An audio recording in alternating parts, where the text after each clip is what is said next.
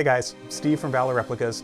Welcome back to my box build for my Vinci Code Cryptex. And this should be a big one because I'm going to dive in and tackle the veneer, which is the entire outside coating of this box. All of the wood that you see here is a thin layer of veneer that will be applied to that base box that I built. So even all of these little detail pieces that you see in some of this, those are all going to have to be individual pieces of wood veneer that I'm going to cut by hand and have to fit together like a puzzle. If you're not familiar with wood veneer is just literally a half a millimeter thick, like a thick cardstock slice of real wood. And it breaks like real wood, it can stain like real wood, and the entire outside of this box, in the movie it's described as a rosewood box. And so I've acquired a good amount of rosewood veneer to use for the majority of the design of the box.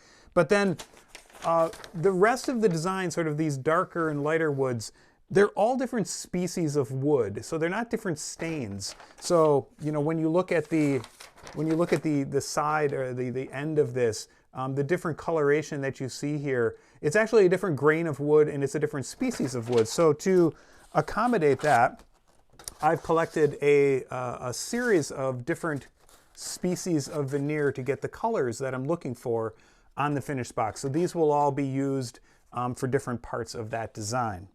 Now, in addition to the flat pieces of veneer, there's a second type of veneer that I'll be using, which is an inlay border version of veneer. So these are really thin strips of different designs, and you can get all different designs. And I have found one that, you know, for my money is a pretty darn good representation of this stepped block pattern that you see here. So, you know, I'll be using this to build borders all around each side before I then infill in with the flat veneer.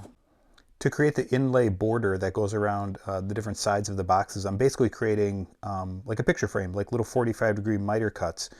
So I've gone and cut those pieces for that, the two sides and the bottom piece. And what I'm going to do is attach those down to this to the base box with a few drops of super glue.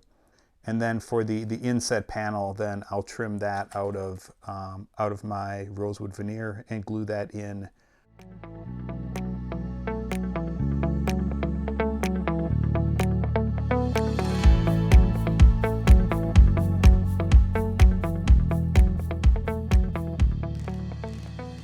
So I'm now running into a problem that I need to address that I hadn't fully thought through.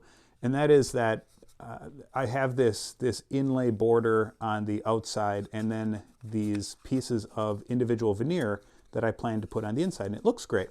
But the problem I'm running into is one of thickness. This veneer that I have, when I measure it, comes out to about 0.35 millimeters thick. And the borders that I'm using are a little over 0.7, which is twice as much. If I would just attach a single piece of veneer to this, like I have a pretty significant step up here, which isn't going to look smooth. So what I think I'm going to do is basically double up the thickness of veneer on all these inset panels, which means taking two pieces of veneer, attaching them together, and when I put them in here, it creates a smooth transition between the inlay border and the veneer itself. Which means I need to glue these together. And to do that, I'm going to use a product called Barge, which is a industrial rubber cement. So I will apply that to both sides of this thing, let that sit for a couple of hours, and then stick these two together. And then I'll have a thicker piece that I can use on all of the inset panels here.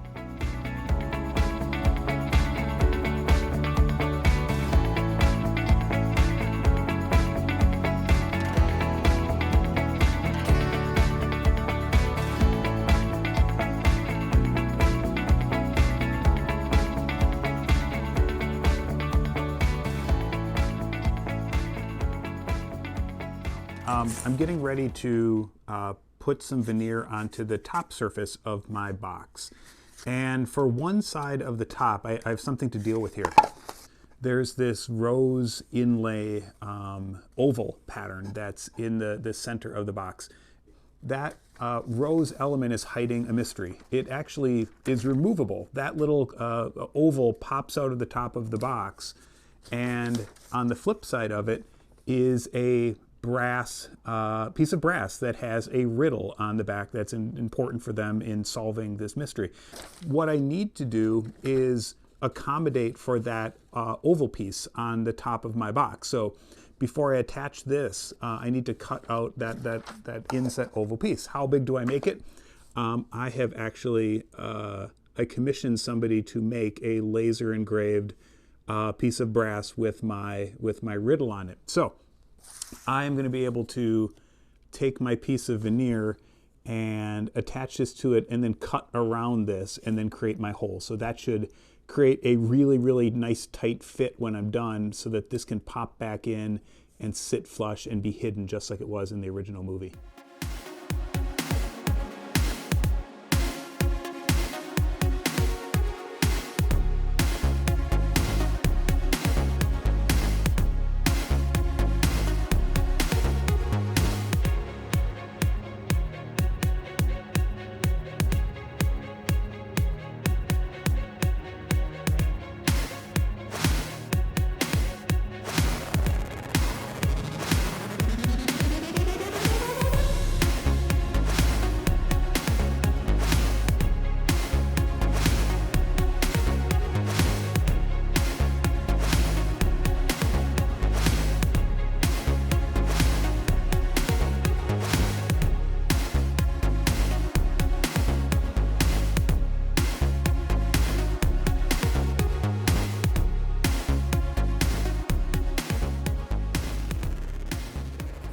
I'm chipping away at the box itself and getting the veneer, both the trim and the panels on, but holy hell, this stuff, between the veneer and the inset trim, it's a real learning curve to figure out how to work with this, because they're both so fragile. The veneer itself, again, it's a super thin sheet that has a grain to it. So as you're working with it, like, you know, it will just break along that, you know, that grain super easily. So what I've been doing to work with it is to either rubber cement another piece of veneer to the back that has the grain going the opposite direction to make it a little more stable, or spray mounting some paper to the back of it. And I've been spending time doing all of these little like detail pieces where I'm cutting out these really intricate pieces of this.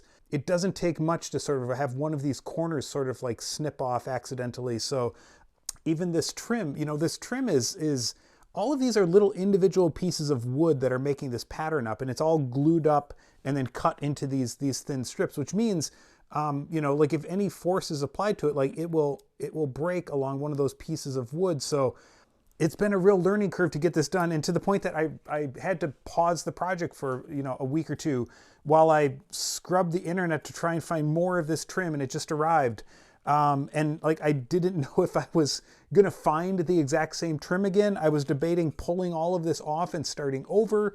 I didn't have to do that, but boy, it's been a heck of a learning curve. So I was getting ready to glue this insert on this side of the box, and this is the side where my rose inlay sits. And the idea is that this sits in here and that this is flush with the surface.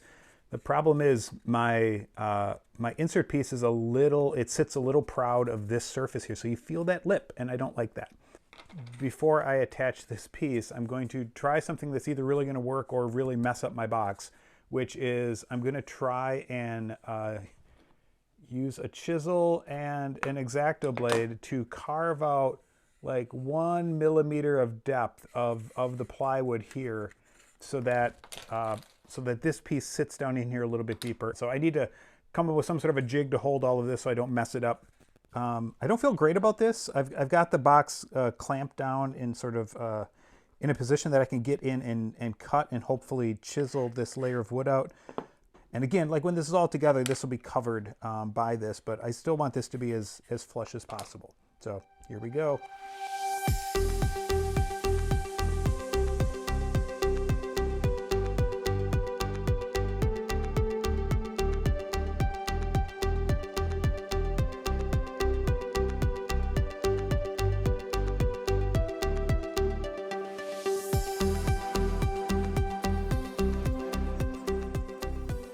So I don't know if that looked as terrifying as it felt to do. What I didn't want to do is I want to take my chisel and like end up like gouging out some of the nice inlay wood trim that I already have done, or cut myself because I was sort of cutting in close quarters. But it turned out really great. I was able, I mean, because this box is plywood, I'm able to sort of gauge my depth by, you know, removing only one of the plies. So I know I sort of now have, you know, probably about a 1/2 millimeter recessed area there. And I know this looks kind of gnarly, but this gets covered up with this nice piece of rosewood over the top. And then my little rose insert now snaps in like that. And it's much more flush. You can, yeah, it'll feel less like something that wants to come out and be a little bit more of a secret with my box. So I'm really happy how that turned out. Onward.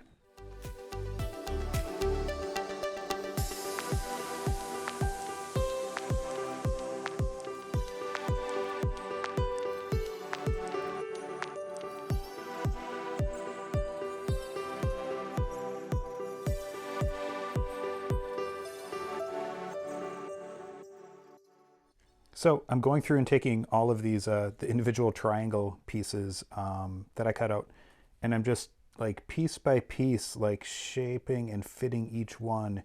There's little gaps. I don't mind that because you see some of that in the screen used one for sure. I'm feeling like that's turning out well. So I have 2 more pieces to do on the side here, and then I have a whole other side that I need to start working on. But from a profile view, like that's starting to feel really great. I proceeded to spend about 6 hours trying to reproduce another one of these pentagons, and I would get very, very close and a part would break and fail, and I kind of forgot the process that I used for like layering paper and then wood and then 2 pieces of paper, and I ended up remaking that piece 6 times before I had success with one.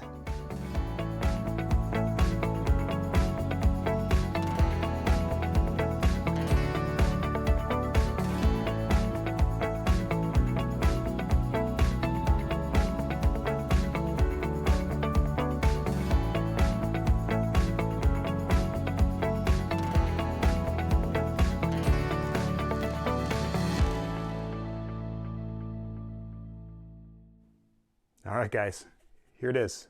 The veneer work on the box is done. And for the most part, I'm really, really happy with how this turned out. Like it's pretty great, but I can't stress enough, and I talked about this process kind of kicked my butt. I mean, it bears to mention, like a lot of the processes that I'm doing, I'm not an expert in. I'm watching YouTube videos like you are, learning enough, and then beginning to work with the materials, and that is how you learn, and that is how you get more comfortable. So again, I'm sure if I build 2 or 3 more of these, I would get better and better. I'm kind of happy for now that the veneer work is done. There's one more step in this and one more video that I'll be sharing, and that has to do with the fact that like this is still, yeah, it's still 2 pieces. So the box itself has some really unique brass hardware, some custom hardware that I'm making. So the next video we'll be walking through adding those details on so this thing becomes a hinged box, and I'm really excited about that process. Thank you for watching this. Please like and subscribe. I love finding out that you like watching this kind of content. I hope to do more of it, and stay tuned. So there'll be another video coming soon. Thanks.